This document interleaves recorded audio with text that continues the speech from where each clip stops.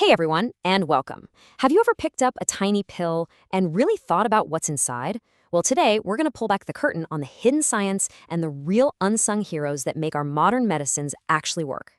So let me just start by asking you this. When you swallow a tablet, what are you really taking? You see, the active ingredient, the part that does all the work, is often just a teeny tiny amount. Sometimes it's just a few milligrams. That's way too small to handle, let alone press into a solid pill. So what's all the other stuff? Well, the answer is diluents, or as they're sometimes called, fillers. These are the absolute workhorses of making a tablet. They're what provide the bulk, giving a pill its size and weight, but honestly, they do so much more than that. They're the reason the powder can flow like a liquid through super high-speed machines, and they're what allows it all to be compressed into a strong, stable tablet. So here's our game plan for today. We are opening up the Formulator's Toolkit. We're going to kick things off by figuring out what makes a diluent ideal. Then we'll meet the two big families, the ones that dissolve and the ones that don't. After that, we'll check out some advanced strategies before we put it all together and make some crucial choices. Right, so before we meet the actual diluents, we kind of need to understand their job description. What exactly makes for a perfect filler? You can think of this as the ultimate checklist, the gold standard for any material that wants to make the cut. As you can see, the perfect diluent has to be a jack of all trades and a master of them too. It's got to be stable and inert, which is just a fancy way of saying it can't react with the drug. It needs to flow really well so manufacturing can happen at lightning speed, and it has to be compressible enough to form a solid tablet. It shouldn't attract moisture from the air, which could totally ruin a drug, and of course, it has to be completely safe. But here's the secret. No single diluent is perfect, and that's exactly why choosing the right one is such a critical skill. Okay, let's dive into our first major category, the soluble specialists. And just like the name suggests, these are the diluents that dissolve in water. That one property gives them some very specific and really interesting pros and cons. And first up, we have the undisputed champion of the industry, lactose. Seriously, if you've ever taken a tablet in your life, chances are you've taken lactose. It is by far the most widely used diluent on the planet.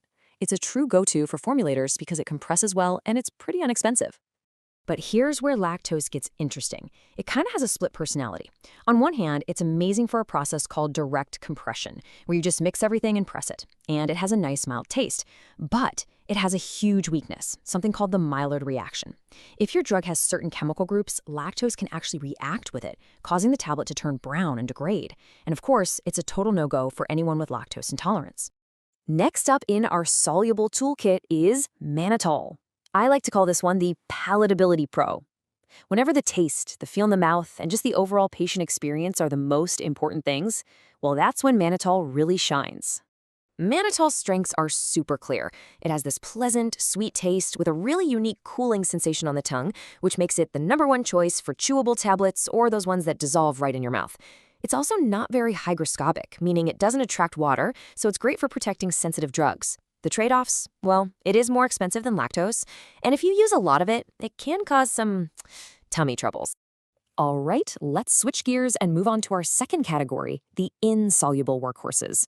So, unlike lactose and mannitol, these guys don't dissolve in water. Nope, they provide all that necessary structure and strength in a totally different way. And our first insoluble hero is microcrystalline cellulose, or just MCC. Think of MCC as the ultimate superglue for tablets. It's an absolute powerhouse, famous for its incredible ability to bind powders together into a really strong, solid tablet. MCC's superpower is how it deforms under pressure, allowing it to create incredibly strong bonds. This makes it the go-to for direct compression, especially when you're working with a drug that just doesn't want to cooperate. And it has another cool trick. It helps tablets break apart by literally wicking water into the center like a sponge. The main thing to keep an eye on is that it is a bit hygroscopic. It likes to absorb some moisture, so it might not be the best pick for your most sensitive drugs. Next up, we've got dicalcium phosphate, or DCP. So if MCC is the ultimate binder, you can think of DCP as the flow champion. This stuff is a dense, granular material that flows beautifully, which makes it absolutely perfect for high-speed, high-volume manufacturing. Since DCP is non-hygroscopic, it's a fantastic choice for those moisture-sensitive drugs we talked about. Its amazing flow and compressibility make it a star performer when you need to make a lot of tablets fast. But it's not perfect. It's a bit abrasive, kind of like fine sandpaper, so it can cause some wear and tear on the machinery over time. And it has a chalky mouthfeel, making it completely, absolutely unsuitable for chewable tablets. So, we've met the specialists and the workhorses, but what happens when you need the best of both worlds? What if you need a superhero team up? Well, that's where modern formulation science gets really clever. Meet co-processed excipients. Instead of just mixing two powders, like lactose and MCC in a giant blender, these are specially engineered particles where the two materials are fused together on a microscopic level. The result? You get a single super excipient that has way better flow and compressibility. It simplifies the whole process and helps you make a much more reliable tablet. It's a total pro move for tackling those really tough formulation challenges.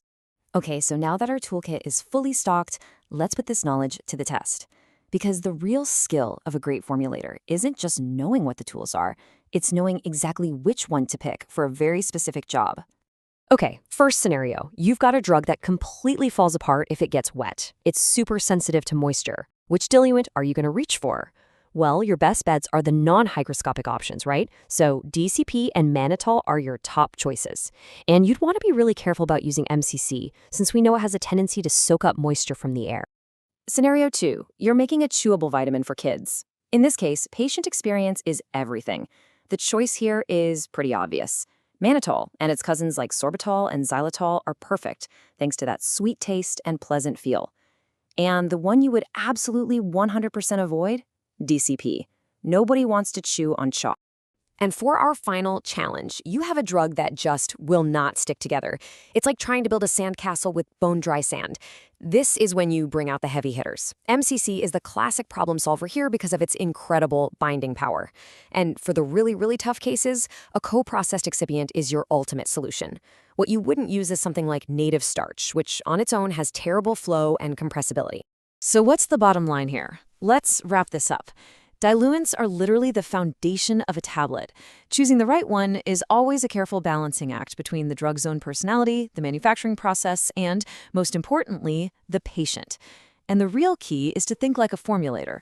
Always ask, when should I use this? And, just as crucially, when should I absolutely not? And this quote right here is really the golden rule. Rational selection is all about understanding the whole picture. The API, which is your active drug, the manufacturing process you're going to use, and the patient who will actually be taking it. It's about seeing the entire system. So the next time you see a simple little tablet, I hope you'll remember the incredible science and all the thoughtful choices that are packed inside it. You now have the formulator's toolkit. So the only question left is, which of these unsung heroes will you choose to build the next breakthrough?